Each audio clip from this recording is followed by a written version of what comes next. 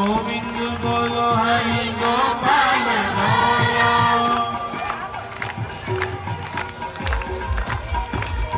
गोविंद बोलो हरि गोपाल बोलो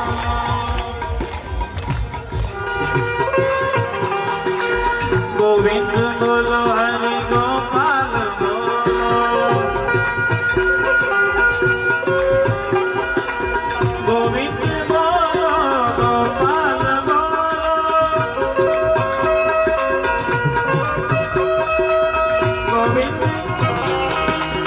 गोविंद बोलो हरि गोपाल बोलो बोलिए भागवत भगवान की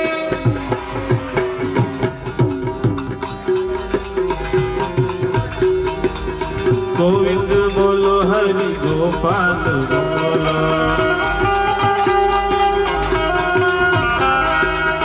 गोविंद बोलो हरि गोपाल बोलो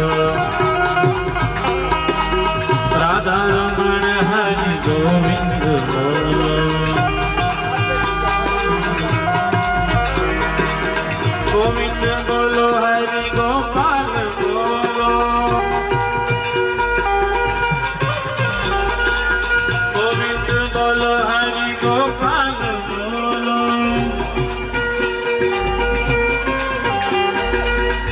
राधा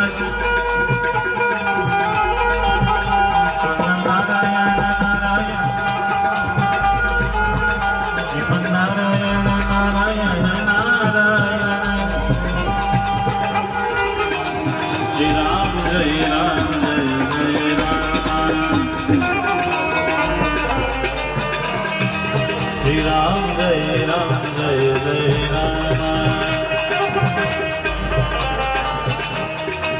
શ્રી રામ જય જય રામ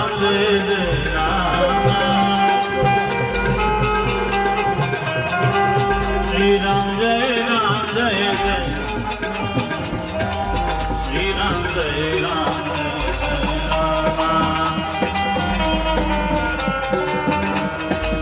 શ્રી રામ જય જય રામ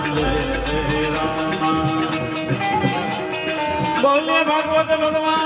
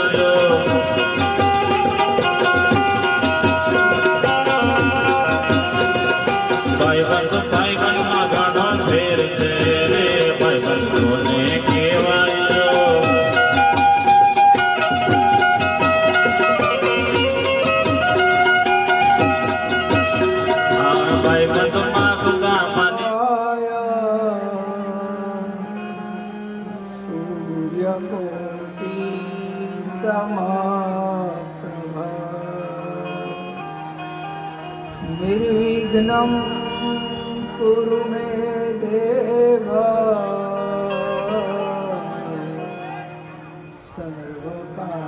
सर्वकार्येषु सर्वदा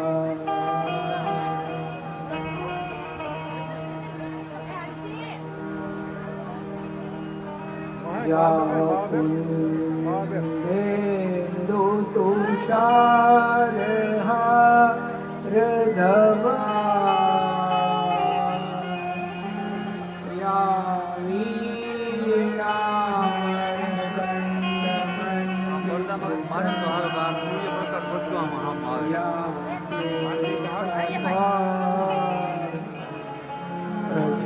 प्रज्वालितो ज्ञा नमय प्रदीप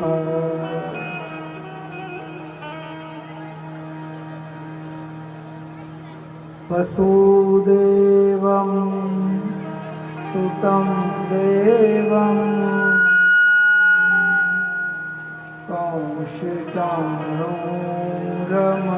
कंसचाणूरमर्दनं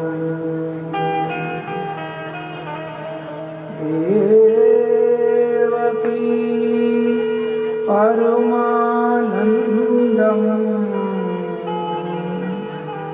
कृष्णं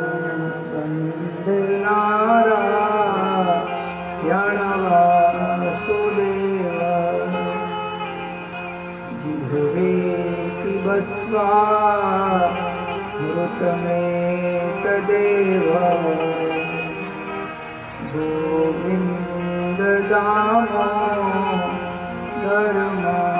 गोविन्ददामोदरमाधवेति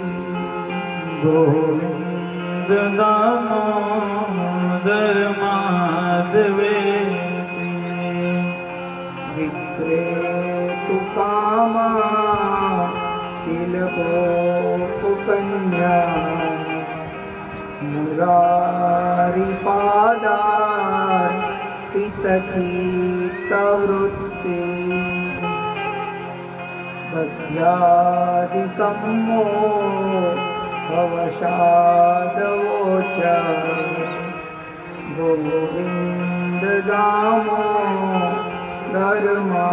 गोविन्ददामोदरमाधवेति गोविन्ददामोदरमाधवेति गृहे गृहे गो कौस्तुभम् नासाग्रे वरमौक्तिकं करतले वेणुं करे कंकणम् सर्वांगे हरिचन्दनुरामणे गोपालचूडामणे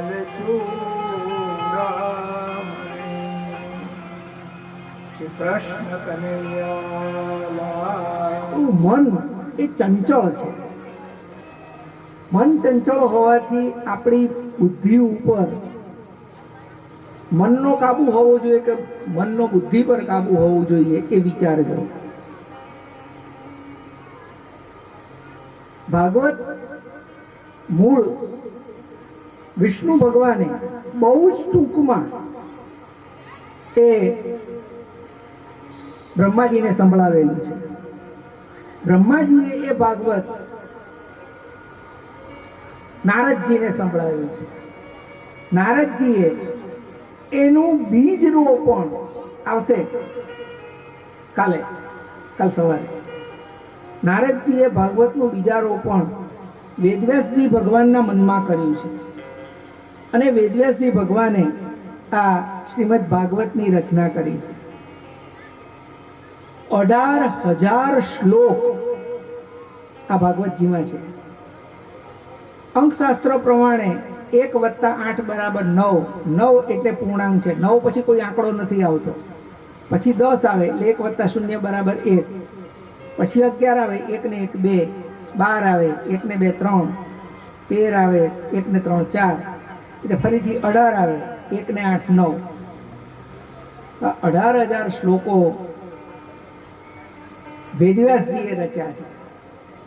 અને અહીંયા બેઠેલી માતાઓ વડીલો કદાચ અનેક વાર, હું જેટલી વાર મેં ભાગવત કથા વાંચી હશે એના કરતાં વધારે વાર સાંભળી હશે. ઘણું બધું ભાગવત ઉપર એમને ખ્યાલ હશે. મુખ્ય વેદવ્યાસજી મહારાજે આ ભાગવત મહાત્માની જ્યારે આપણે વાત કરી રહ્યા છે, વેદવ્યાસજી ભગવાને સમાધિ અવસ્થામાં ભાગવતની રચના કરી છે.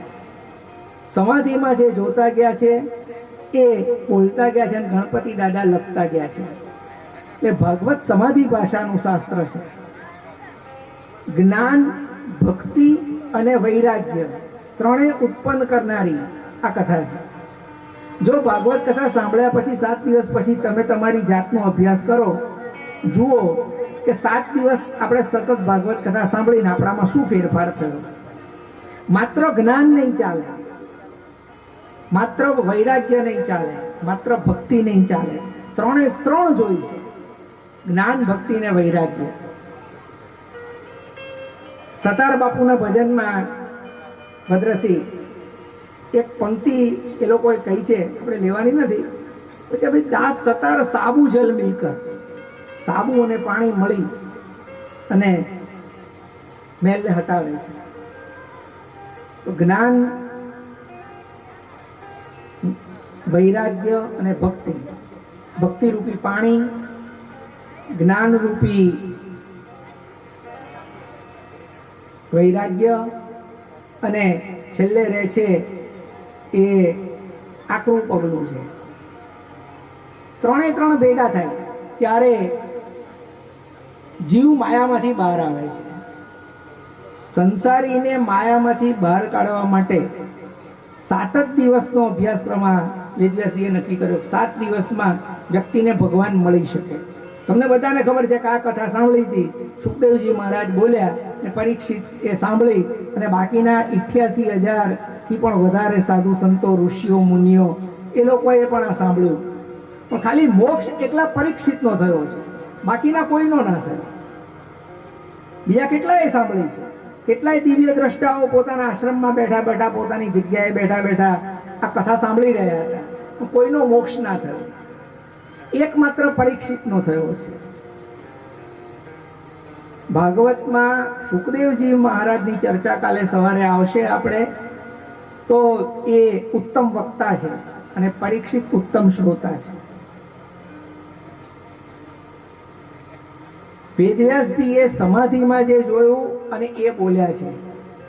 આપણે બધા યોગની અંદર 8 પગથિયા છે.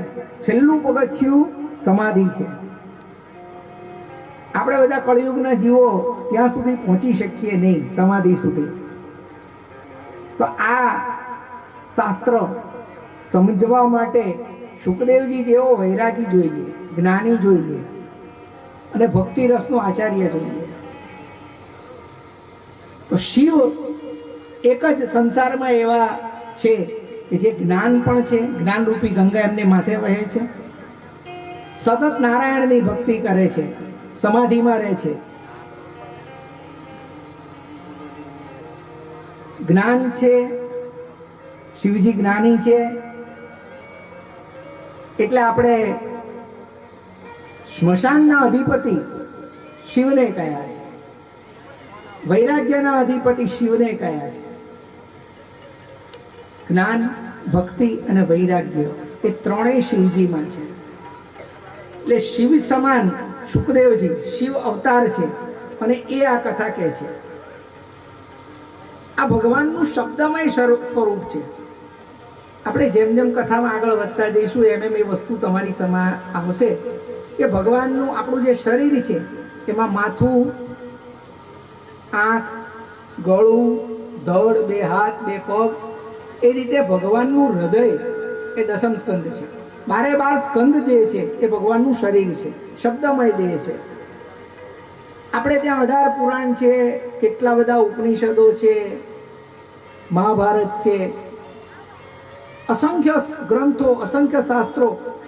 એમાં 2 જ જણની આગળ તિલક લાગ્યું છે. શ્રીમદ ભગવદ્ ગીતા એ ભગવાને પોતે 700 શ્લોકો અર્જુનને કુરુક્ષેત્રના મેદાનમાં કહ્યા છે. અર્જુન નસીબદાર હતા કે એના રથ ઉપર શ્રી કૃષ્ણ હતા અને છેલ્લે જો ને તો તું આમ કર તો હું આમ કરું. હે હનુમાન દાદા, મને તું એક 4 વ્હીલ સારી મારુતિ ઇનોવા લઈ આવી દે તો હું તને એક નાળિયેર વધી દઉં. જો ને તો દાદા કે હું તને એક નાળિયેરમાં આટલી મોટી 10 લાખની 15 લાખની ઇનોવા લઈ આપું, એના કરતાં હું જ ઇનોવામાં બેસીને ના ફરું. ગણપતિ બાપાને માનતા રાખીએ કે હું તને લાડવા ધરાઈશ, મારું આ કામ કરી દે. એ વ્યાપાર છે, ભક્તિ નથી. ભગવાન, તમે ભાગવતમાં આગળ જોતા જશો કે ભગવાન જેને પ્રસન્ન થયા છે એ બધા નિષ્કામ ભક્તો છે, જેને કોઈ દિવસ ભગવાનની પાસે કશું માંગ્યું નથી. કાલે આવશે સવારે વિદુરજી આવશે, કાંઈ ભગવાન પાસે માંગ્યું નથી. ભીષ્મ પિતા આખી જિંદગી ગઈ, ભગવાન પાસે કશું માંગ્યું નથી. શબરી ભગવાન પાસે કંઈ માંગ્યું નથી. પુંડરીક ભગવાન પાસે કંઈ માંગ્યું નથી. અમરીશ રાજા ભગવાન પાસે કંઈ માંગ્યું નથી. પ્રહલાદ ભગવાન સામેથી વરદાન આપે છે કે માંગ માંગ માંગે તે આપું, તો એ માંગતા નથી કે હું તો નાનું બાળક છું, મને માંગતા ન આવડે. ગોપીઓ, ભગવાનની ગોપીઓ, એને કહ્યું કે ભગવાને કે તમારે શું જોઈએ છે? કે અમારે કંઈ નથી જોઈએ, તું અમારી સાથે રહે, અમારી આંખ સામે રહે, અમે તારા દર્શન સતત કરીએ, એ અમે માંગીએ છીએ. મુક્તિ પ્રાપ્ત કરવાનું સાધન ભાગવત છે. હવે તમે બધાએ મારા કરતા ભણ્યા નહીં હોય, હું તો મારું કોલેજનું ભલે ભણ્યો હોઉં, પણ ભણતર કરતા ગણતર વધારે મહત્વનું છે. તમે બધા એક વસ્તુ સ્વીકારશો કે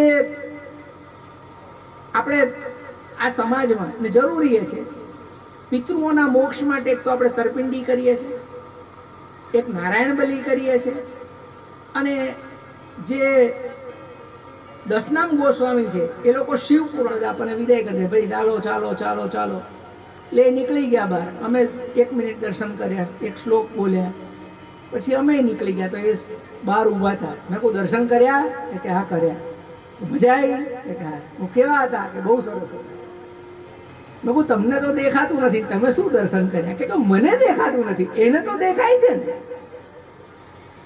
હું આંધળો છું, એ તો આંધળો નથી ને, એને મારી હાજરી પૂરી લીધી, મને જોઈ લીધો, વાત પૂરી થઈ ગઈ. આપણી શ્રદ્ધા એ ઈશ્વરને અંદરથી જાગૃત કરે છે.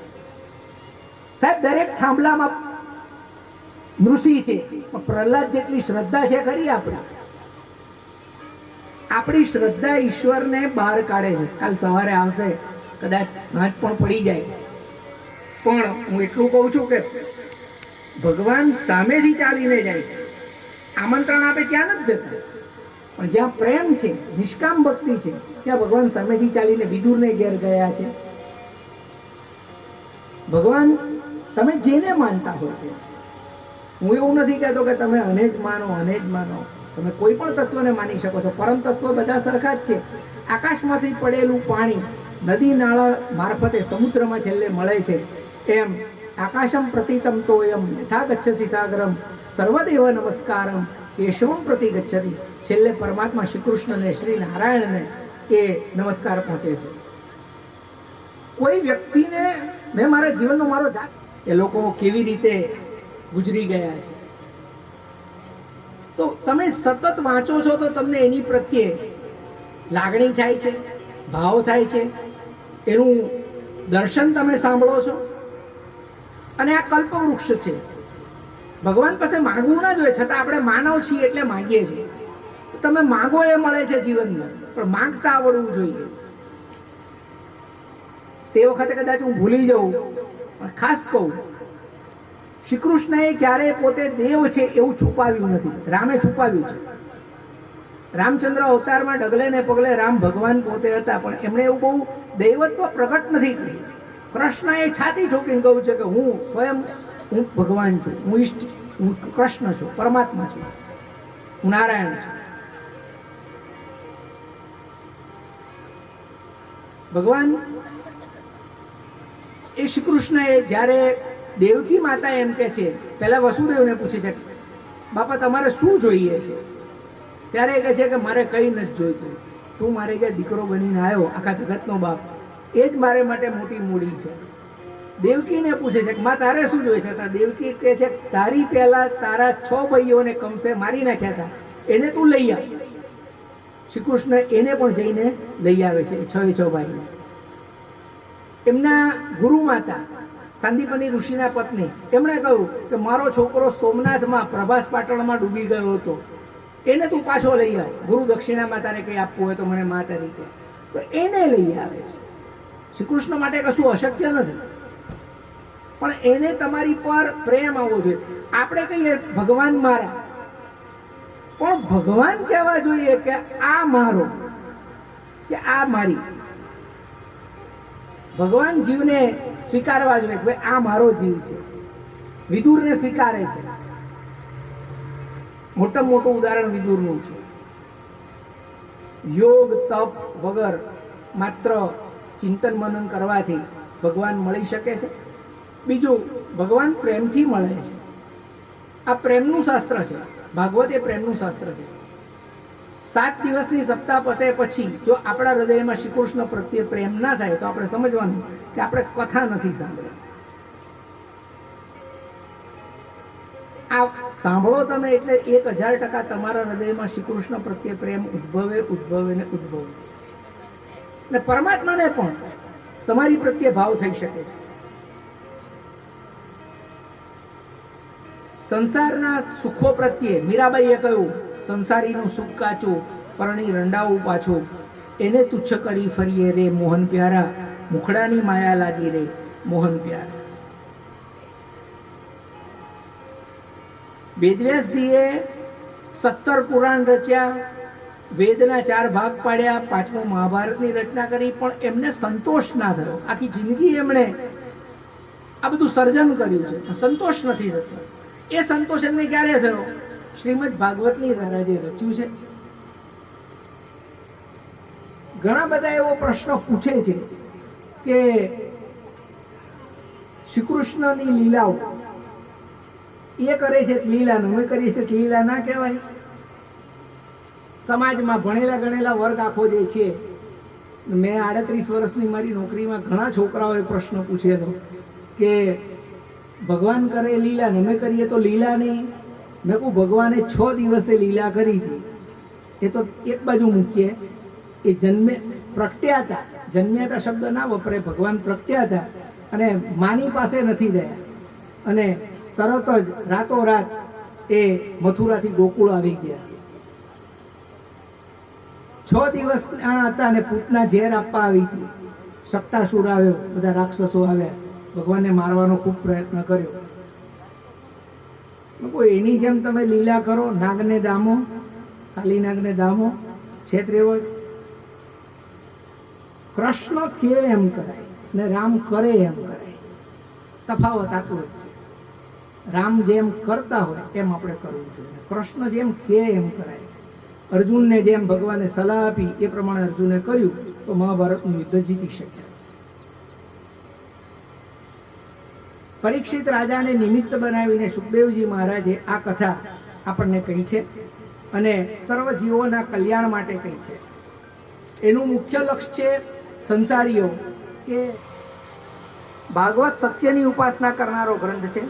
સત્યમ પરમ ધીમહિ, સત્યની ઉપાસના કરવી. શરૂઆતમાં પહેલો શ્લોક છે એમાં પણ સત્યમ પરમ ધીમહિ આવે છે, છેલ્લા શ્લોકમાં પણ સત્યમ પરમ ધીમહિ આવે છે. ભાગવતમાં શું જમવું, ક્યારે જમવું, કોની સાથે જમવું, શું બોલવું, શું ના બોલવું, કેવું ચાલવું, કેવું વર્તવું, કેવું પત્ર લખવો, બધું જ આપેલું છે. પ્રશ્ન આપણને થાય કે એમના નામ દ્વારા જેટલા જીવોનો ઉદ્ધાર કર્યો એટલો એમણે એમના જીવનમાં નહીં કર્યો, પરંતુ રામ નામથી ઘણા તરી ગયા. કૃષ્ણએ પોતે એમના જીવનમાં જેટલો ઉદ્ધાર કર્યો એના કરતા ભાગવત કથાએ વધારે લોકોનો ઉદ્ધાર કર્યો છે. આ અમર કથા છે, વ્યક્તિને અભયદાન આપનારી કથા છે. એનો આશ્રય લે છે, અમર બની જાય છે. સુખદેવજી મહારાજ, પરીક્ષિત, મીરાબાઈ, ગૌરાંગ મહાપ્રભુ, આ બધાએ તમે જુઓ સુખદેવજી મહારાજે ઘર છોડી દીધું, માતા પિતા છોડી દીધા, બધું જ છોડી દીધું, પણ ભાગવત કથા નથી છોડી. એમને લંગોટીએ છોડી દીધી હતી, લંગોટી પણ નતા પહેરતા. કાળના મુખમાંથી બચવા માટે આ ભાગવત કથાનો આશ્રય લેવો જોઈએ. દરેક વ્યક્તિ તે ભાગવત શાસ્ત્ર મર્યા પછી જ મુક્તિ આપે એવું નથી, જીવતા પણ મુક્તિ આપે છે. ઈચ્છા વગરનું મન થઈ જાય છે ભાગવતના શરણે ગયા પછી. તમે જેમ જેમ ભગવાન સાથે પ્રેમથી જોડાશો તેમ તેમ તમે અનુભવશો કે તમને ઘડિયાળનું ભાન નહીં રહે, સમયનું ભાન નહીં રહે.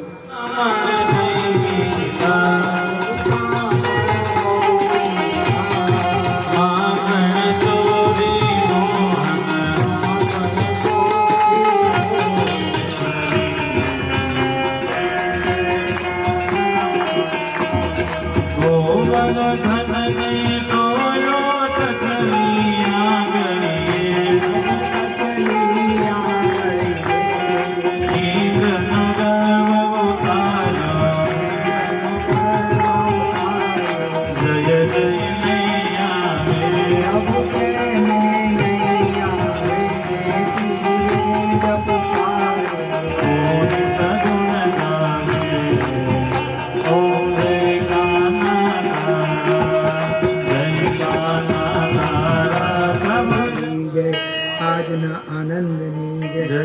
ઓમ નમઃ પાર્વતી પતયે હર હર મહાદેવ. કાપીએ તો પાપમાં મારે જવું પડે, નરકમાં મારે જવું પડે. સ્વર્ગમાં તો ના જવાય કઈ વાંધો નહીં, પણ નરકમાં નથી જવું. એટલે બધા સમયસર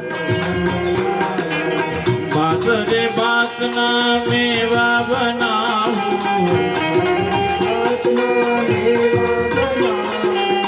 બાસરે બાતના મેવા બનાવું, કહો બકોળિયા ભરાવું કે નહીં, પ્રેમે પરોણા ઘેરે આવો કે નહીં, આવો નંદલાલા.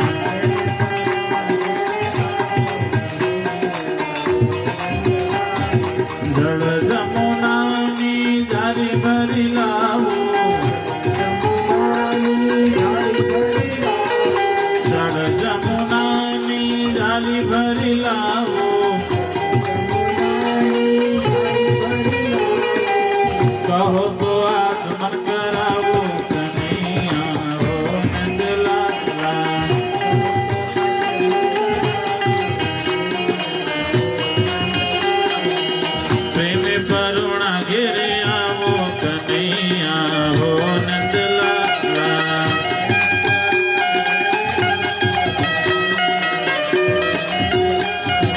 પ્રેમ પદાર્થ પાત્ર ભરાવું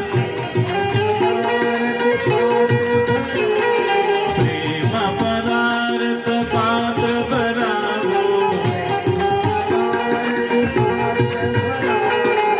લવીને રચી ધરાવું કનૈયા હો નંદલાલા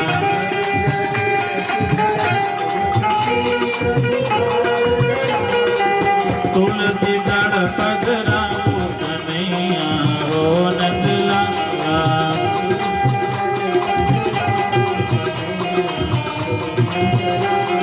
માધવ દાસના સ્વામી રે સાંભળિયા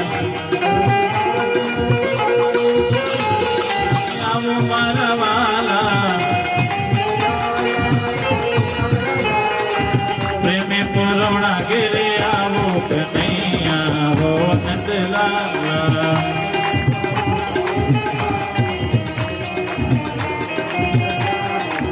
પ્રેમે પુરવણા ઘેરે આવો કનૈયા હો નંદલાલા